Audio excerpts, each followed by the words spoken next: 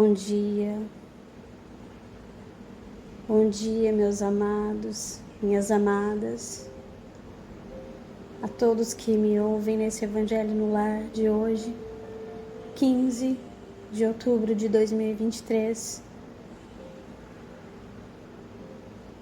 Eu agradeço do fundo do meu coração por você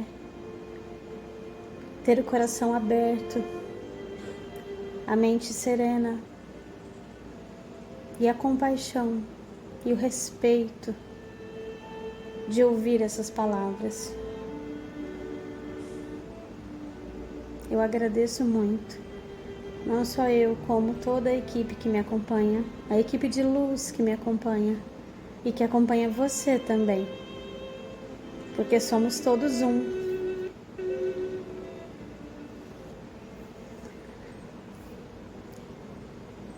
Hoje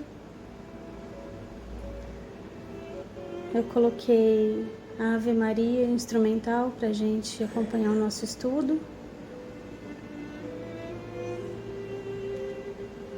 E eu convido você a fazer uma reflexão inicial.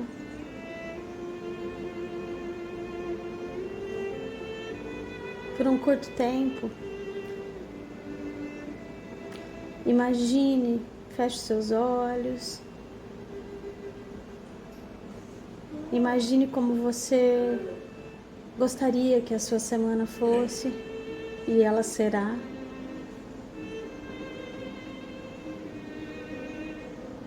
Pense coisas positivas.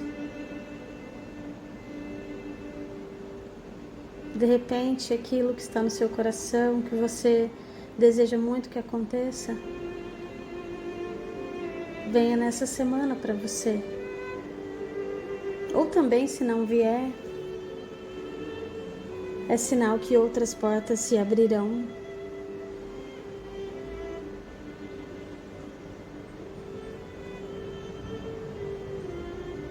Vamos tirar esse pedacinho de tempo para agradecer também. E eu convido vocês a envolver o planeta Terra nesta canção de Ave Maria, no abraço de Maria, Mãe do Cristo.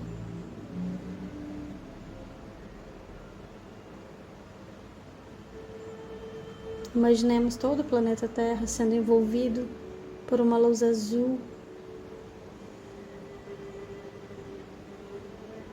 pelo manto da Mãe Maria, envolvendo também a sua casa, os seus familiares, os seus bens materiais também, a sua vida, as suas decisões, as suas querências.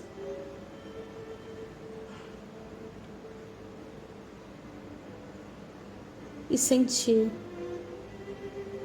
o Espírito de Maria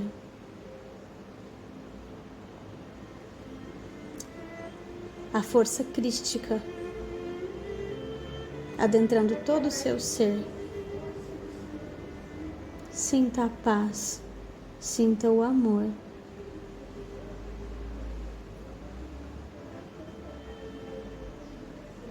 E deixe-se levar.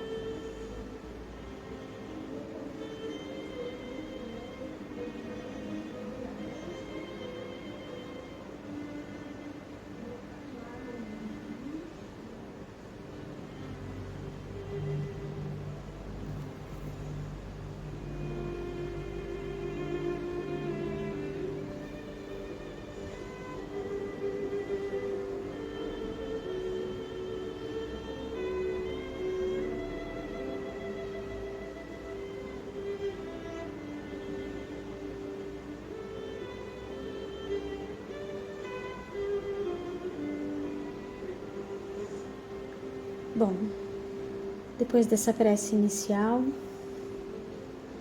vamos dar início à leitura do capítulo de hoje, do item de hoje, desculpem. Nós estamos terminando o capítulo 1, Estamos no item 9.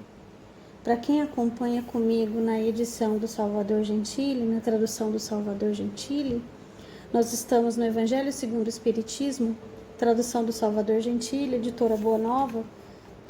Hoje, página 40, 41 e terminamos um pedacinho aí na 42. O capítulo é Eu não vim destruir a lei, que é uma fala do Cristo, né? E nós já lemos até o item 8 semana passada e hoje vamos ler o item 9. Todo final de capítulo do Evangelho segundo o Espiritismo tem as instruções dos Espíritos. E nós vamos iniciar hoje as instruções dos Espíritos relativas ao capítulo 1. E depois vamos começar o capítulo 2, que eu convido a você não perder, porque é lindo. Meu reino não é deste mundo. É o Cristo falando para nós, né? É um dos capítulos mais belos desse Evangelho. O item de hoje, o item 9, tem como nome as instruções dos Espíritos, né? E um subtítulo, A Era Nova. A Era Nova. Item 9. Vamos começar a leitura. Lembrando que é uma leitura, não significa que as coisas que eu disser aqui, intuída pela egrégora de luz que me acompanha, seja a única verdade. São sugestões de leitura. Tá bom? Item 9. Deus é único. E Moisés é o Espírito que Deus enviou em missão para o fazer conhecer, não somente aos hebreus, mas ainda aos povos pagãos. O povo hebreu foi o instrumento de que Deus se serviu para fazer a sua revelação por Moisés e pelos profetas. E as vicissitudes desse povo eram destinadas a impressionar os olhos e fazer cair o véu que escondia a divindade dos homens. Então, nesse primeiro parágrafo que diz para nós aqui a nova era, o que significa essa nova era? É a chegada do Cristo. É a vinda do Salvador, né, do Cristo. A vinda, a encarnação de Jesus. O Mestre Sananda, né, se fez carne e veio estar entre nós, entre os hebreus, para anunciar a nova era, né? E Deus é único. Está falando aqui para nós. E Moisés é o Espírito que Deus escolheu para trazer como conhecimento a vinda do Cristo para o povo hebreu. E o povo hebreu foi o instrumento para que isso acontecesse. Os mandamentos de Deus dados por Moisés trazem o germe da mais ampla moral cristã. Os comentários da Bíblia limitavam-se o sentido porque, postos em prática em toda a sua pureza, ela não teria sido então compreendida. Mas os 10 mandamentos de Deus não ficaram menos como o frontispício brilhante, como o farol que deveria iluminar a humanidade no caminho que ela tinha que percorrer. No segundo parágrafo está dizendo para nós que os mandamentos de Deus dados por Moisés é o germe, é o início de tudo. Foi ali que tudo começou, né? A ampla moral cristã nasceu ali. E já os comentários da Bíblia, eles não foram postos em prática em toda a sua pureza, em todo do jeitinho que ela era, e nem Cristo mesmo, depois nós vamos ver isso, ele não falava claramente, ele falava por parábolas. Por quê? Porque o povo não iria compreender naquele momento, né? Não seria então compreendida. Mas os 10 mandamentos de Deus não ficaram menos como frontispício brilhante, é um farol, é um iluminador, né? Os 10 mandamentos servem como uma lei maior, moral, que a humanidade tomou como caminho que tinha que percorrer. A moral ensinada por Moisés era apropriada ao estado de adiantamento no qual se encontravam os povos que ela foi chamada a regenerar. E esses povos, semi-selvagens, quanto ao aperfeiçoamento de sua alma, não teriam compreendido que se, por adorar a Deus de outro modo que pelos holocaustos, nem que se precisasse perdoar a um inimigo.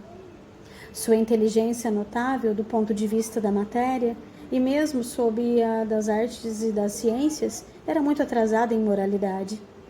E não se teriam convertido sob o império de uma religião inteiramente espiritual.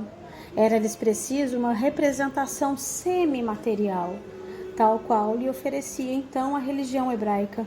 Assim, os holocaustos falavam aos seus sentidos, enquanto que a ideia de Deus falava ao seu espírito.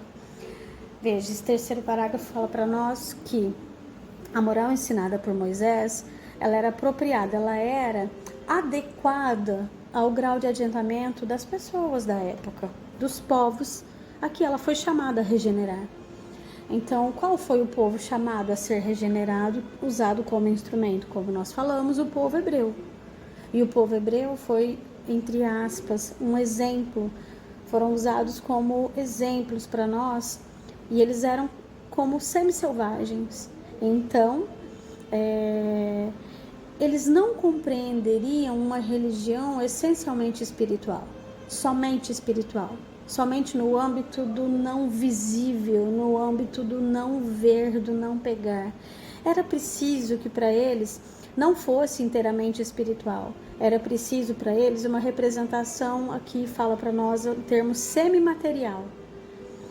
Então tinha que ser usado algo como exemplo visível, eles tinham que ver, né, para crer, e não crer para ver, como nosso amigo Vital diz. Nesse momento aqui da crença, era preciso ver para crer. Por isso, a religião tinha uma representação semimaterial. Enquanto, então, os holocaustos falavam aos seus sentidos, a ideia do Deus falava ao espírito deles. Quarto parágrafo.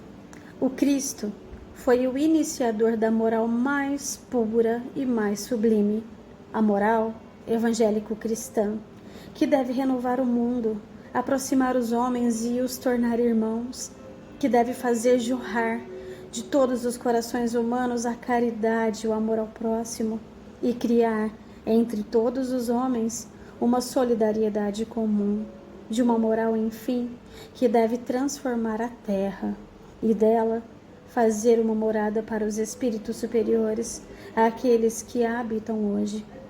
É a lei do progresso, a qual a natureza está submetida, que se cumpre, e o espiritismo é a alavanca da qual Deus se serve para fazer avançar a humanidade.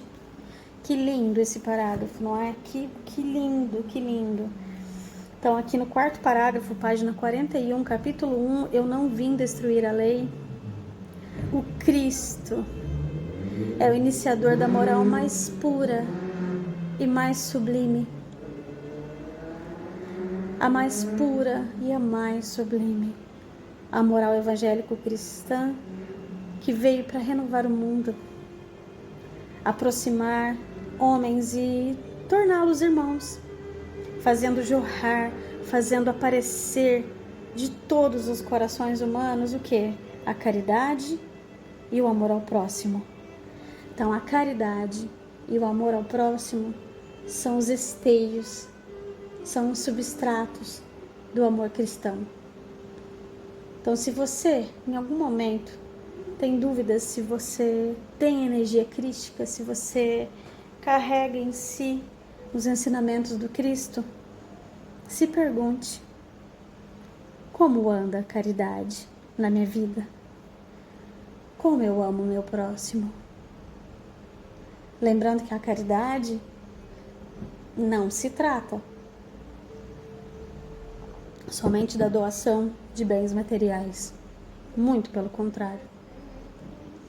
A caridade vem de um abraço afetuoso, de um ouvido amigo quando você ouve alguém que precisa conversar, quando você olha nos olhos de outra pessoa amorosamente e a entende e se coloca no lugar dela, e a ouve se for necessário, a abraça se for necessário, lhe estende a mão se for necessário. Um prato de comida também.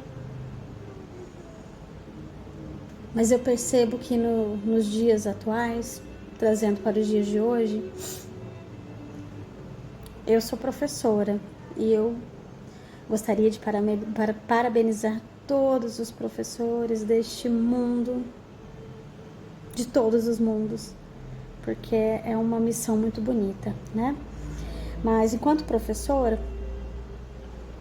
eu vejo a necessidade do quanto as pessoas estão precisando conversar, dizer de si. Elas precisam apenas falar, apenas tirar de dentro de si coisas, lixos emocionais, coisas que estão atravancando o teu adiantamento. E vendo isso, eu percebo quanto a caridade é importante. Se você está ali, num instante em que alguém te procura para falar contigo, ou para ouvir as suas palavras, ou para estar apenas perto de você, porque a sua energia é boa, você está fazendo caridade.